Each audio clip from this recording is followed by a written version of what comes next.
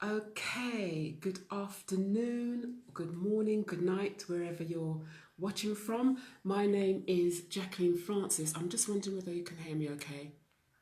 Yeah, my name is Jacqueline-Francis. Good morning, good evening, good night. Um, I hope you guys are having a good day so far. Um, yes, so you are in conversation with, and today my guest is Elizabeth Lucas. Um, so I know that we tried the other day to get her on, um, but it didn't quite work. So I'm hoping that she'll be able to join me today.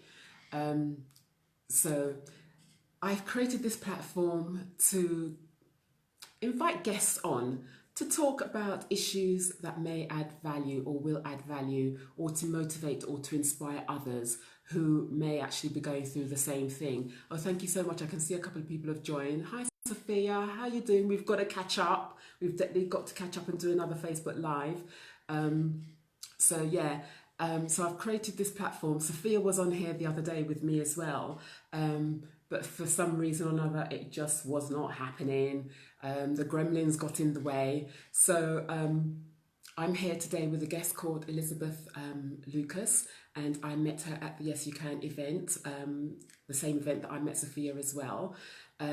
So yeah, I just wanted to create a platform. Oh, thank you so much. I just wanted to create a platform for those who have a story to share and a story that may inspire or help other people to, get out of this rut that they may be sitting in or not being able to find a way to navigate themselves to move out of their current situation. So the guests that I have been speaking to have or did find themselves in a particular rut, but they actually managed to get themselves out of it. And when I have the guests on the programs, that's what they'll be talking about. They'll be sharing their story with you to let you know how much or how far they've come. Okay, no problem. No problem, Sophia. Thank you. So, yes, so I'm just waiting for my guest to join me, and her name is Elizabeth. So, Elizabeth, thank you very much. I'm just adding you now. So, invitation, and we can go ahead and talk to our audience about your story that I think it's very important for others to hear. Oh, there we go. There we go. Right. Hi. Hi. Hello. Hi, Elizabeth. Thank you so much for joining me. How are you? I'm fine, thank you. Good, we got there in the end. Yes. Hopefully technology won't get in the way. So if I can just recap, okay, so my name is Jacqueline Francis. I'm an author, award-winning speaker, and an educator. Um, so I've created this platform called In Conversation With, and today my guest is Elizabeth Lucas. Yay! So I met Elizabeth at an event, Yes You Can Inspire to Achieve. Um, that was last month, wasn't it? Yeah, that was last month. It seems so long ago now. And her story, I think the whole room was enthralled by her story. So I thought that I'd get her, Elizabeth, on today. We did try the other day, didn't we, Elizabeth? But it didn't quite work. Well, it did, but we was on another platform. Um, so Elizabeth, do you want to just quickly introduce yourself to the audience?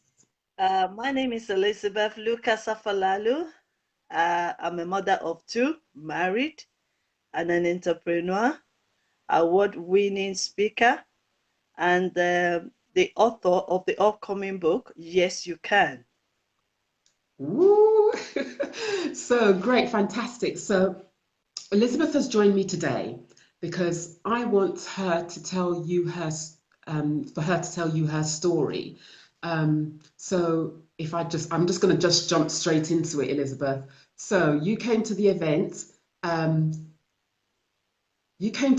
Yes, You Can Inspire to Achieve, and you left us all sort of like gobsmacked, really. Well, you left me gobsmacked. So I want you to just start off saying a little bit about your story from the beginning, if that's okay. Right. Okay. Um, First of all, I want to thank you, Jacqueline, for inviting me and interviewing me. That's okay. This is a new journey for me that I'm able to come out and talk about my story. I was born in London, UK, but at the age of 3, my parents decided to send me to Nigeria to stay with my relative. And within that period, I was able to, I mean, I've faced a lot of emotional trauma. I mean, whereby I was taken to a school as boarding house, but to my surprise, I was abandoned there because there was no relative to come and visit me there, and not to even to connect with my parents. So within that period, I went through a lot of emotional trauma. I was raped by a stranger. I was rejected, and I was ashamed of myself. Mm. And fast forward, my parents came back to Nigeria when I was 10 to 11 years old, and I couldn't recognize them, especially my mom. Mm. And unknowing to me, I also have 2 junior sisters. So it was a shock. And I mean, imagine 10 years old. What do I know? The only thing I know is that I haven't seen my parents, and I was rejected and abandoned in one place. Can I just So relationship was really tough. can I just quickly jump in there because Hello? we're on Facebook, so we've got time to talk on Facebook. So I just wanted to quickly jump back. You said that you were left in Yeah. Nigeria when you were 3, and Yeah. were you at 3? Were you aware what was going on at 3? Did you know that your parents, how aware were you at 3? Yes, I think when I was at the age of probably 5, when I have to go to school, Mm, to nursery school in a boarding house, and with other children, some of us hold the school. So that means my parents hasn't paid my school fees mm, during that time. So they now gather all of us together to like trace our parents so that they can just collect the money or drop us with them. mm, But unfortunately, in my own side, it was not successful. So I have to come back to the premises with the driver. And mm. unfortunately, he raped me. Wow. So that was my first experience. Right. So you say that you met your mother. Thank you, Fraser, for joining us. You met your mother at the age of 10, you said, and you didn't recognize 10, 11, 10, yes. 11, and you didn't recognize her. So how did that experience go then? She knows that you're her daughter, but Yeah, you don't know her. of yes, of course. The relatives will come to they came to pick me up Mm, to meet my mother, and seeing her before, I mean, seeing her for the first time. That time, I really admire her because she was good looking, and and I was even whispering to my relatives that I wish this is my mother. okay. And then after the meeting, I was introduced to her, and I mean, it was really shocked. And also to know that time that I have younger sisters as well, Mm, mm, yes, yeah. I because mean, there was no connection within the period that I was staying without my parents. so did you meet your younger sisters at the same time that you met your mum?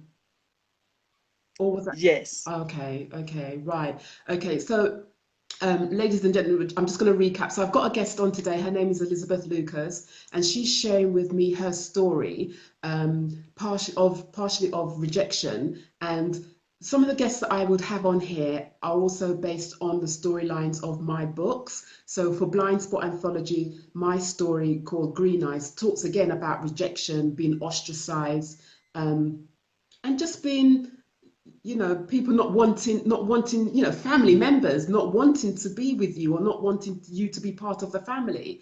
So here Elizabeth is saying that how she was born in the UK and she went to Nigeria when she was 3, um, and she was left there and didn't see her mother again until she was about 10, 11 years old, and meeting her sisters as well. So what happened after meeting your mother? What happened after that? Yes, after that, my relationship with my parents wasn't really a good one, really, because in as much as, I mean, they've left me for a long time, Mm. and you know, between me and you, that the relationship between a child and their parents at an early age is very important, Yeah. because that time you bond together, Mm. you know. But in my own case, there wasn't like that. I don't have anybody I can report to. Even when I faced the trauma, I couldn't even share my story with anyone. So was So I that have to something that, keep it, yeah. especially when the driver threatened me that I should keep it to myself. Mm. So there was no that relation. So I struggled in relating to with her. And then on top of it, my parents were playing favoritism. That means they like the younger ones Okay. more than us. Mm. I mean, more than me. Mm. Mm. I struggled to be close to them, but I mean, it wasn't easy. So I Elizabeth, did everything to please them, yes. but it wasn't easy. Can you just give me a little bit of an idea? Because I know for me, um, because as I said to you, I have been ostracized by my siblings, and some of the actions that they did towards me were quite blatant. So, for example, my older sister, she wouldn't say anything verbally, but her body language said it all, Mm. and she just didn't acknowledge me. Yeah. So, would you be able to share some of the things that they did to you when they were ostracizing you? Can you remember any of those things? I mean, take for instance, I mean, I know I'm a brilliant person, Of but course. it comes to a stage that it's so difficult for me to focus on my studies. So I end up not doing well in school. Mm, So I wasn't really a favorite to them. So because of that, they only like my younger sister that is very brilliant. mm, So they focus on her.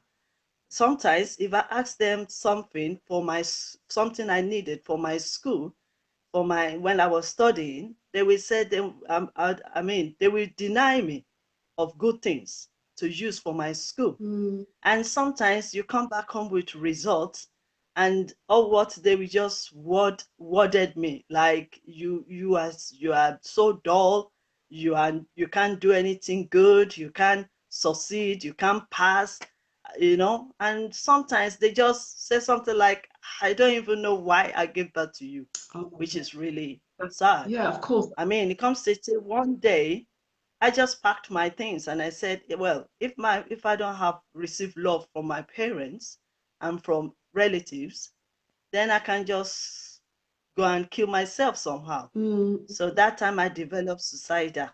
Like I wanted to kill myself. I run into the road sometimes. Sometimes I go close to the river. So I made attempts to kill myself, but God will not allow me. so when you made that decision, what age were you when you decided that, when you started having those thoughts? How? When I was 15 years old, Mm, and I felt unloved, abandoned, rejected. I felt I'm lonely. mm, I was so frustrated, and I couldn't kill myself because I tried several times. I didn't succeed. mm, I cried to God at the age of 14, 15. mm. I said, God, I need love. I need someone to love me. Yeah. So if the people of this world is not helping me, I want God to love me. Yeah, I mean, everybody wants someone to love them, don't they? No one wants to be lonely. Yeah. I mean, we're And I want humans. and I want God to change my stories around. Yeah, exactly. So when you decided to pack your bag and leave, where did you go? Yeah. Where did you go? I was just roaming around the streets of Nigeria, really, Oh, going from one place to another, trying to go to conferences. Sometimes I sleep in the station. mm, Sometimes I just go anywhere that I find myself. mm, mm, Sometimes I sleep in the station. Sometimes I go to the conference ground and sleep there and pray. mm. So how long So did that's you how I started. how long did you do that for? How long were you homeless for at such a young age? And how did you cope? How did you manage? 3 years? 3 years. Yes. Oh my goodness. I mean, that's a long time, isn't it, for anyone really, Yes. to be homeless, and especially as you said at such a young age. So, what was the turning Yeah. point then? After 3 years, what was the turning point? The After. turning point was I went to a crusade, Mm, and after that prayer, and then the man of God was telling us that we need to go back to our family or something like that. So I then appeared to my parents and just to show them, I mean, just to stay with them for a while, but still I couldn't stay with them. So I went to stay with my auntie. okay. Mm, So that was the time I started developing my secretarial skills. right, right. So, was this a different auntie from the auntie that you were sent to initially, or? Yes, All right. different auntie. Okay, so I mean, I've just got a comment here. Sonia's just joined me. She said, sleeping rough for 3 years from the age of 15. I mean, yes, absolutely. That's a long time for a young person to be homeless. Um, Sonia says, love conquers all. Absolutely. So when you you did a secretarial course, you were saying? So Yes. how long was that for, and where did that take you? I did the secretarial course finish, but I couldn't get a job. So in a miraculous way, one of my auntie as well, another auntie of mine, decided to take me back to London, Okay. to bring me back to London. Mm, So I came back to London 20 years after I left to Nigeria. mm, mm. Okay. I mean, thank you for sharing with us. Just a couple of people's just jumped on, so I'll just recap what we're talking about. So my name is Jacqueline-Francis, and I have a guest on by the name of Elizabeth Lucas, who I met last month at an event, and I think all of us were were very inspired by her story. Um, so I've invited. She's now stepped out of her shell, So she wanted to share her story, and I wanted to share it with you as well. Um, in conversation with Jacqueline. So Sonia says, what was your mindset like when you were sleeping rough?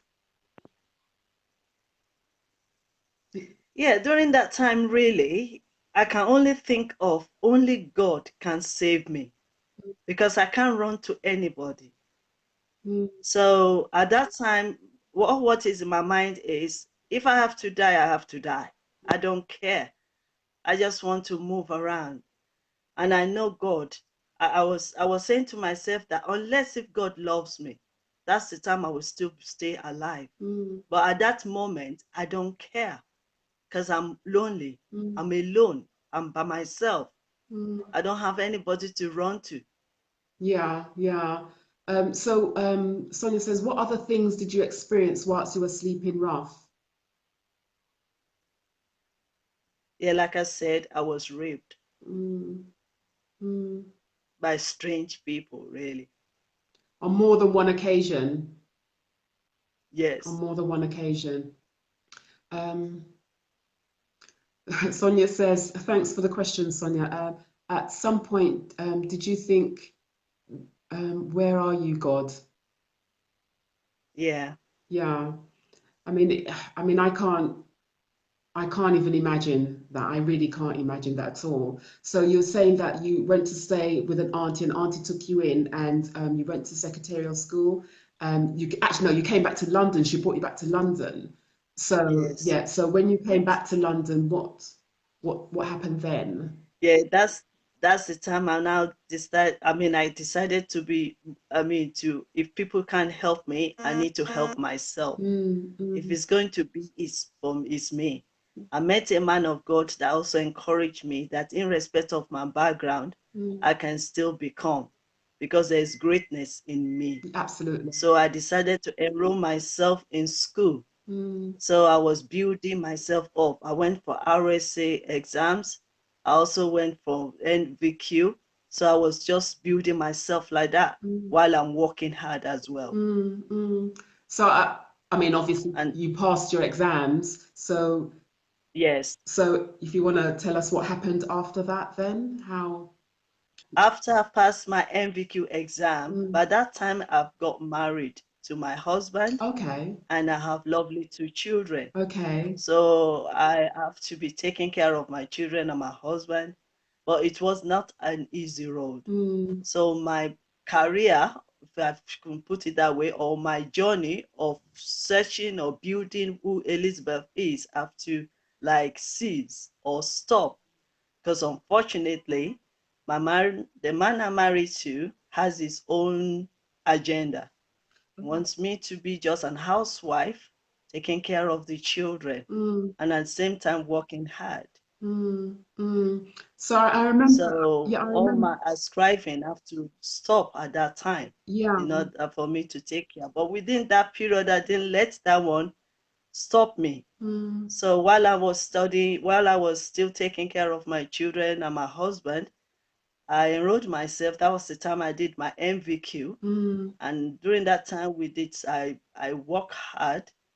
And luckily, I was awarded Secretary of the Year. Okay. And I moved on further to work hard as well, and also to do MVQ. Mm. From there, I enrolled myself to college. Mm. I did HND, I passed. I did HND, I passed as well. Mm. And I was encouraged to go for degree course, Mm. which I did.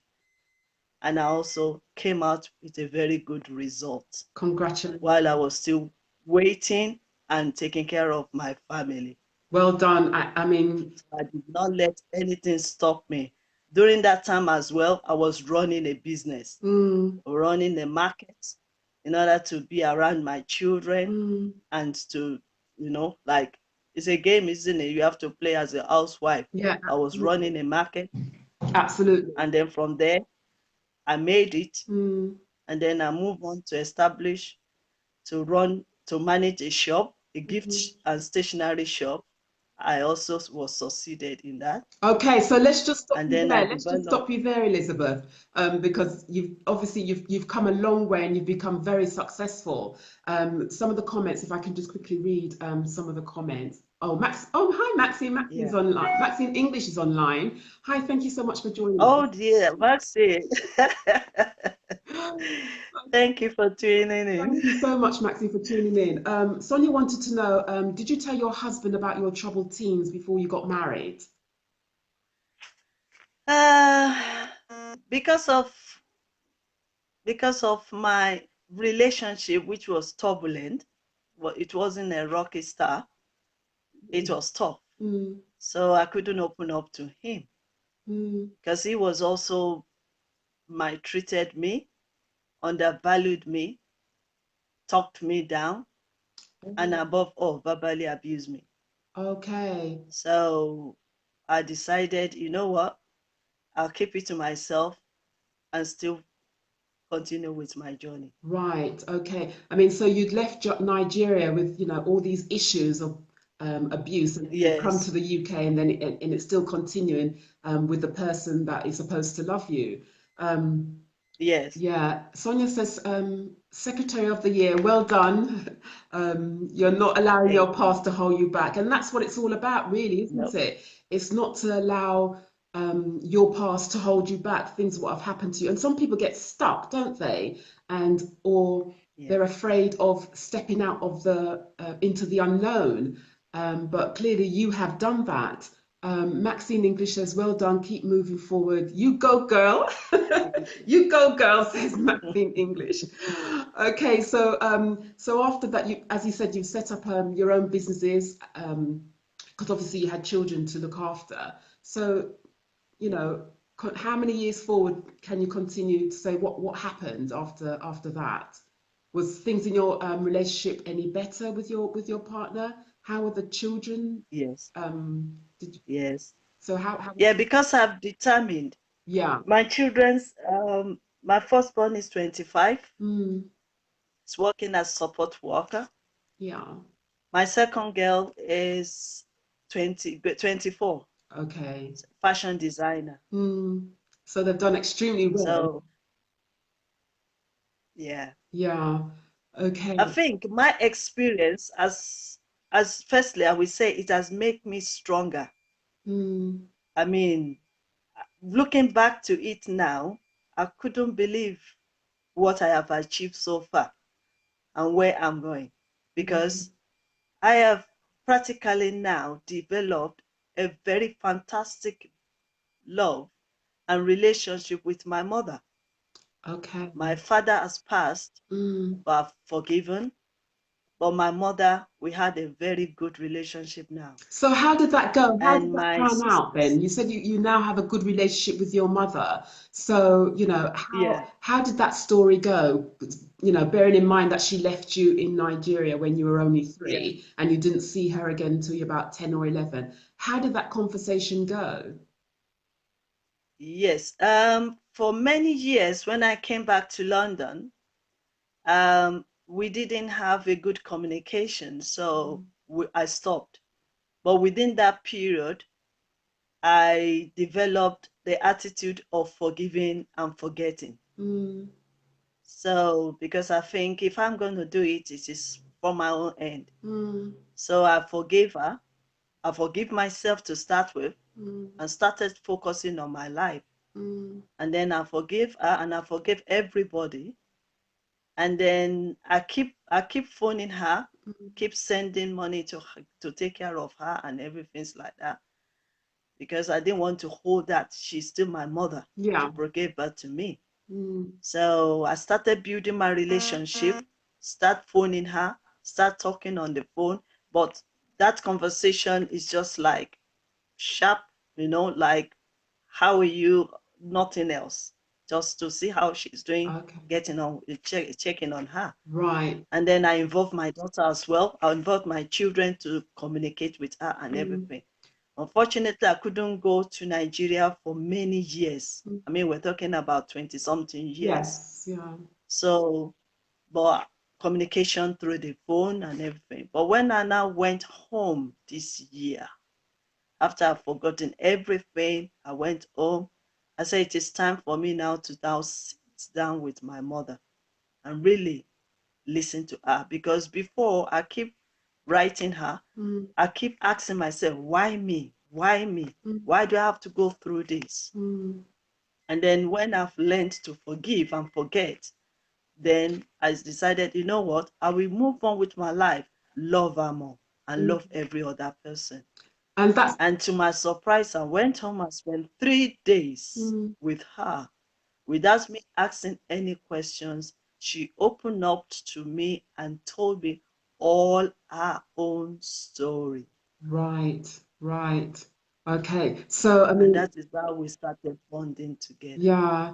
So that feeling of forgiving, explain that Yeah, because you said that you had to forgive yourself first and then forgive her. So yes. what did you have to forgive yourself for? They forgive myself in a sense that I've been so, I mean, I was very upset about the whole thing, so I couldn't forgive her. The fact that I couldn't even rush to her when I needed her, even when I was raising my children up. I mean, I raised them up by myself with my Mm, husband mm, because she didn't want to come. mm, She has the access to come, but she couldn't come. So I decided, you know what, I just have to face this. So I forgave her. It wasn't easy, but I did. mm. And then bear in mind that I have younger sisters as well. Those we live together in this country. And for many years, they did not accept me as their own senior sister. Yeah. I They mean, don't look at me as somebody that can say anything reasonable to them. mm, They would rather go outside to seek for advice somewhere. yeah. I mean, what pains me most, my younger sister had a wedding in this country and she didn't involve me at all. It's hard. It's so hard. And I in terms of the sister things, I mean I get exactly where you're coming from because as I said in my book, my chapter in the book Blind Mm, Spot, my chapter is called Green Eyes, and it tells a story of um, you know, non-relationship, a lack of relationship, or being mm, rejected and ostracized and by my siblings for no apparent reason whatsoever. You're just being you and doing what you're doing. So Exactly. so for me, I didn't understand that, and I think for you talking about it, I'm talking about it, and your backstory as well. We need to stop sweeping things under the carpet, because there's so Exactly. many people out there. I mean, even Maxine English told her story on stage the other day. And if we can touch the lives of, I don't know, a million women or a million people, to tell them that they don't have to stay stuck in No. their situation, and we are just prime examples, as if we're given permission. It's okay to tell your story, because Mm, for you to keep it inside you, it's not serving you at no. all. So I mean, you say that finally your mother was able to listen to what you were saying, and then she told her story. So when she told her Yes. story, was there any sense of understanding, or based on what Yes. Yes. can you explain that? What was the The understanding for you? the understanding, because before then I've been going through some counselings, I've been reading some books, I've been, like I wanted to know the story behind every other thing that is happening. So it kind of, I've developed a situation where I understand people easily, I observe people as well, and I can reason to what they're going through. Mm, So now everything's now coming to a reality that, oh, that is why that thing happened, that is why this one happened. And because I have determined that, as far as I understand it to a certain level, I am not going to allow my children to go through that, you know. And also, because I keep on, all years I keep on pleasing people, because I want people to love me. yeah, I keep doing things, forgetting about myself and just pleasing people, making people to be happier while I'm not happy, yes, so I now decided, you know what, it is about Elizabeth, it is about me. I need to focus on me. And the more I decided to focus on me, the more I love people. mm, Like the Bible says, you love the neighbor as yourself. So mm, you have to develop yourself before you can help other people. So for me to love my mom, I've already loved myself. Before me to love my sisters, I have to love myself. Not trying to push myself to anybody, mm, but I want people to celebrate me. There's mm, difference between celebration or tolerance. So mm. I don't want people to tolerate me. I want them to celebrate who Absolutely, Elizabeth is. absolutely, absolutely. So I'm just going to And that quickly. has helped me to forgive. Well, exactly, because it's like a weight. Once you acknowledge that whatever you're Mm, going to do is for you, and stop people yeah. pleasing, then you're in the best position possible, because you now have that mindset that it's about you. Do you know what I mean? You have to please, and you have to be healthy and emotionally strong anyway before you can help anybody else. And then Yes. people Yes. see, they take your I don't know, they try to drain you. They take your strength away from you, and you're unable to Mm, recharge your battery, so to speak. But I just want to quickly get onto the book. So, as you know, I've written my book that told my story, yes. about my Yes. siblings, called Blind Spot Volume 1. Now, you've written your book, or you're in the process of writing your book. So, I've written my book yes, on Yes You Can, and it's just the experience of my life, how I turned every situation in, how I turn it around, mm, all the negative said to me, how I've proved it and I've turned it to positive. So that's what my book is all about I in mean, terms of relationship, in mm, terms of getting yourself sorted out mm. and be happy. I mean, that's fantastic. I mean, that's brilliant. What can you say to people, or someone watching? What advice would you give to them if they found themselves, because there's quite a few things that have gone on with you. So, for example, Yeah. okay, let's take your parent, your mother and your siblings. Let's take that for at the moment.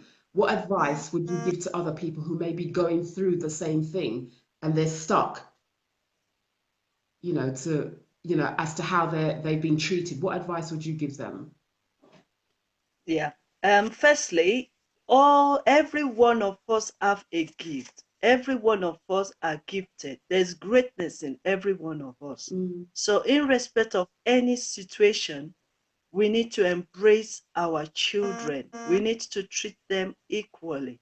We need to be there for our children. I mean, it will be better for our children to listen to us and they can come to us so that they don't go outside and share their story outside. mm, We need to be there for our children. And that's number one. Then number two, we also need to know that we are special. We are unique in respect of what any other person have said mm, to us. Any negative, we are unique. mm. It is their own opinion. It is not your opinion. Absolutely. You are great. You are unique. So anybody can say whatever. They are free to say anything they have to say, but you don't have to live by what they said Mm, you are. So you have to take care of yourself, focus on your life, and focus on your future. mm, I determined to change things. So you need to determine to change it mm. around. And so for some people that are still suffering silently, you cannot sweep it under the carpet because emotional trauma will follow you everywhere you go. Yeah. If you're getting married, it's going to follow you to there. If you're working, it will affect you there. So it is better to come out from that shell, from that comfort zone, from that place where you are quieted and speak out and be free.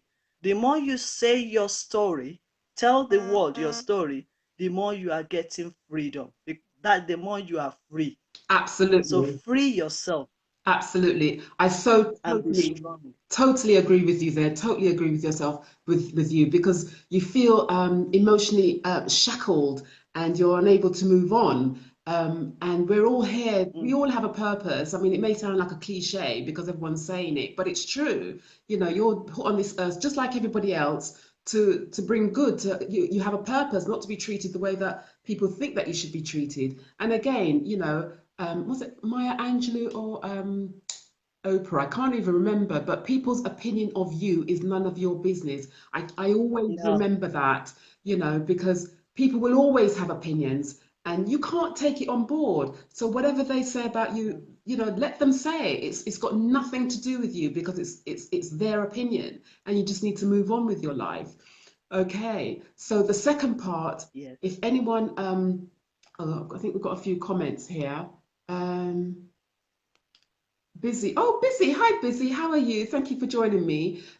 She says, "My darling sis, you really touched me this morning. I cannot love you less. May the good Lord continue to give you more wisdom and understanding."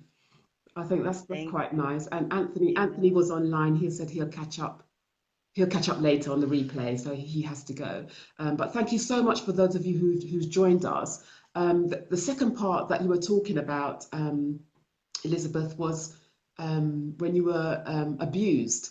So if there is somebody, and it's not easy, it is not easy to tell your story of being domestically abused. It's not easy at all.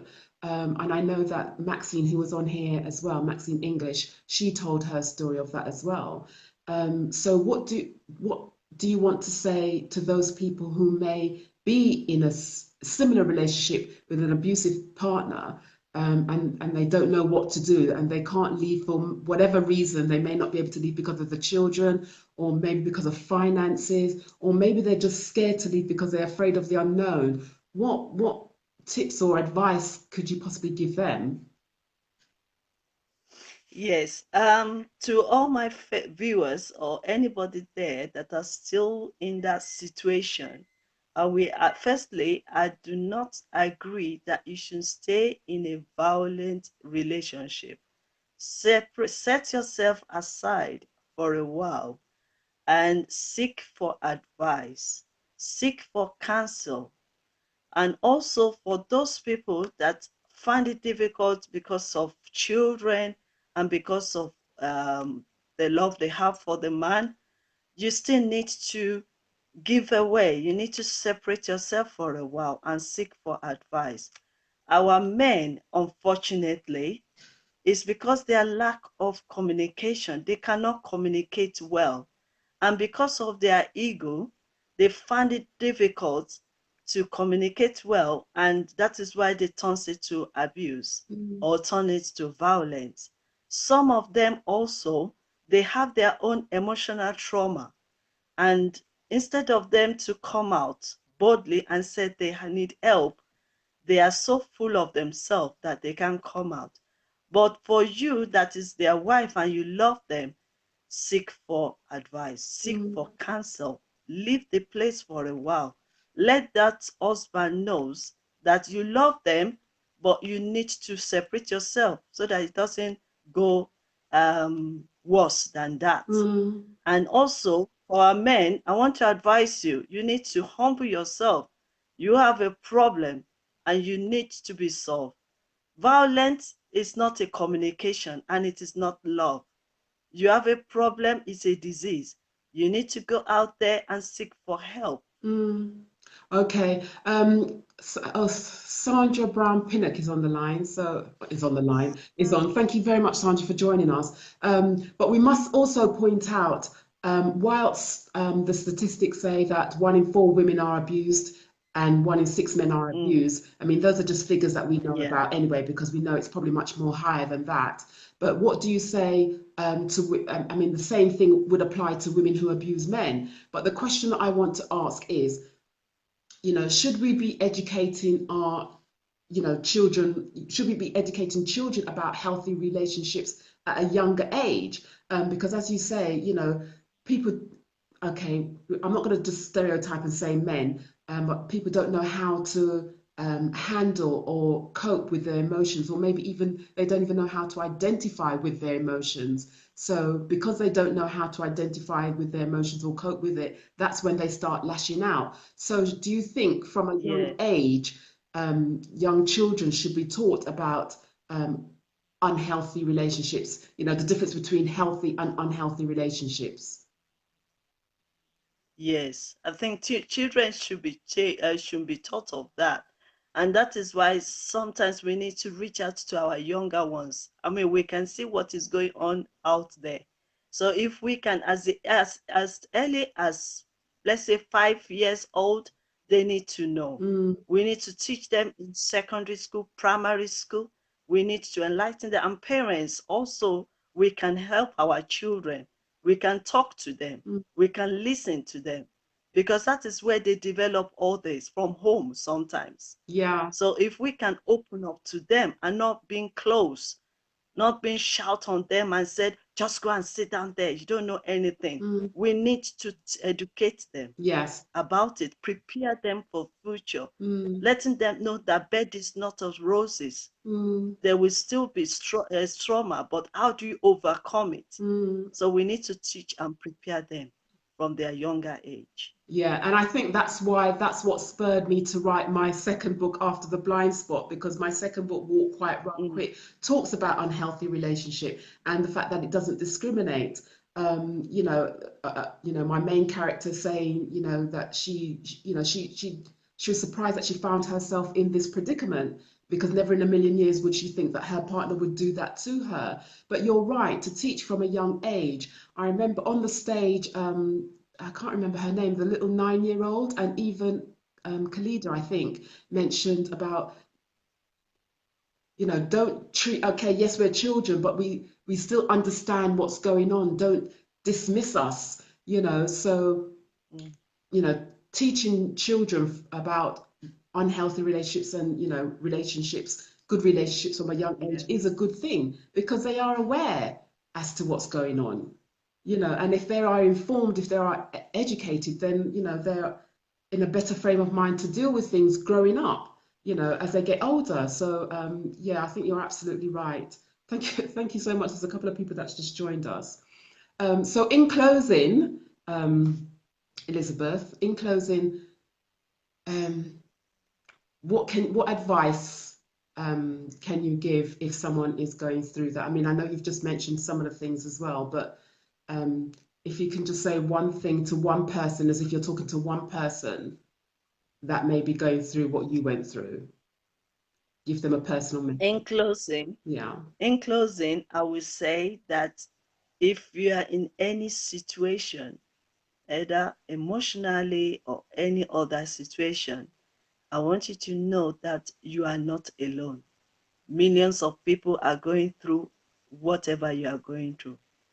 And the only way for you to overcome it is when you come out of it and speak out and seek for help, seek for counsel, seek for prayer, seek for close pastors or any other person that can help you.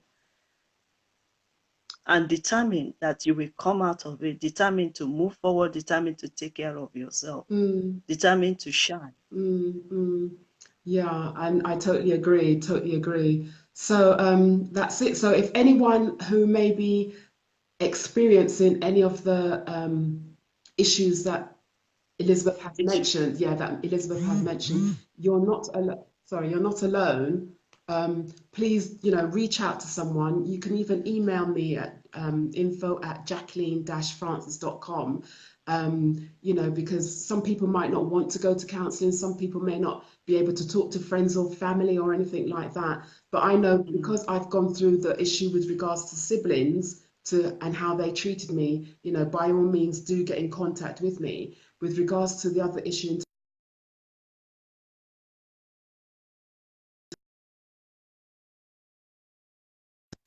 my apologies, someone just tried to call me. So Okay. if anyone is going through any of those issues mentioned, then please do get in contact. You're not alone. Just reach out, because if you don't, you'll just be stuck. So Elizabeth, thank you so much for joining me. Thank you An so absolute much. pleasure. The gremlins didn't get the better of us, so we managed to get through our interview very well. So until the next time, thank you so much. You take care of yourself. Thank you, Jacqueline. Take care. Have a great day. You too. Cheers. Bye. Bye. Bye.